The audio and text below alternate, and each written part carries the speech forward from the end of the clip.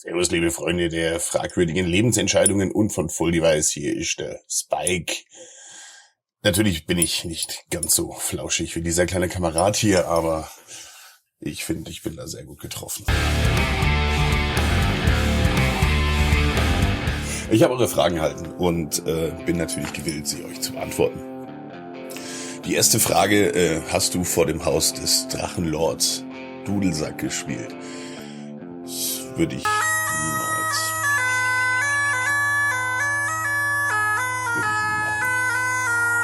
Sehe ich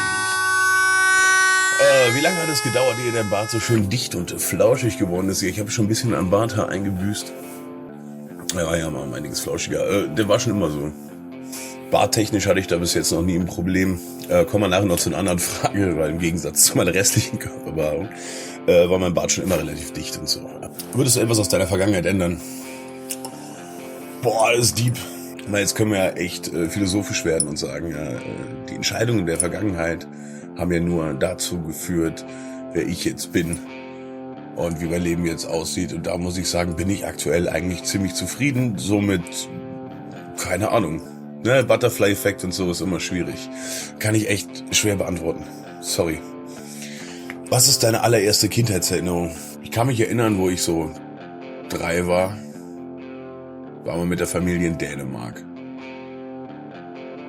Da bin ich durch so eine Baumreihe gelaufen und habe eine Kreuzspinne gesehen. Das ist so, glaube ich, das Früheste, was... Oh, und dann haben mein Bruder mit meinem Großvater Billard gespielt und ich bin um den Tisch gelaufen, habe die Kugeln reingestoßen und die waren sehr böse auf mich, ja. Daran kann ich mich erinnern. Da war ich so um die 3. Wenn du im Lotto gewinnen würdest, was würdest du mit dem Geld anstellen?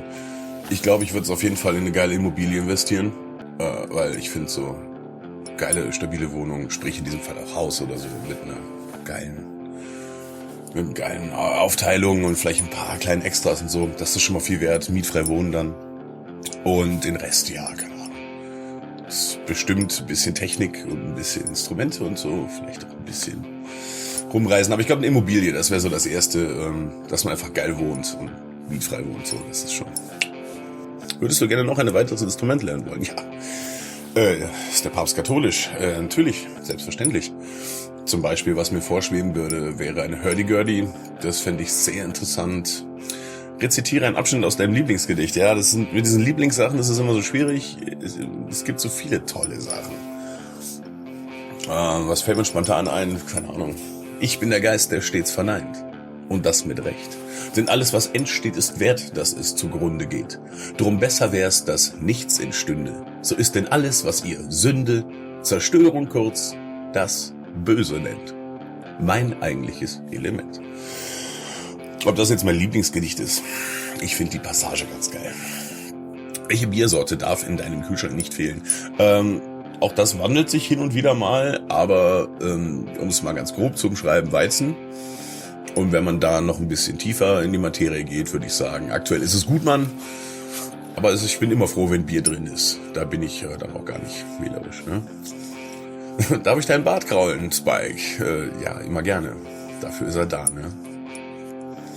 Wann kommt ein Full-Device-Song mit Dudelsack? Ja, im Prinzip ist das ja die ganze Historie dahinter, warum ich hier überhaupt gerade sitze, dass das alles mal irgendwann tatsächlich auch angedacht war. Das ist die Sache, man muss natürlich, man darf da ja nichts erzwingen, so. Man muss gucken, ob sich das irgendwo mal geil einfügt oder so und dann machen wir das, denke ich. Ich glaube, die Jungs sind da offen.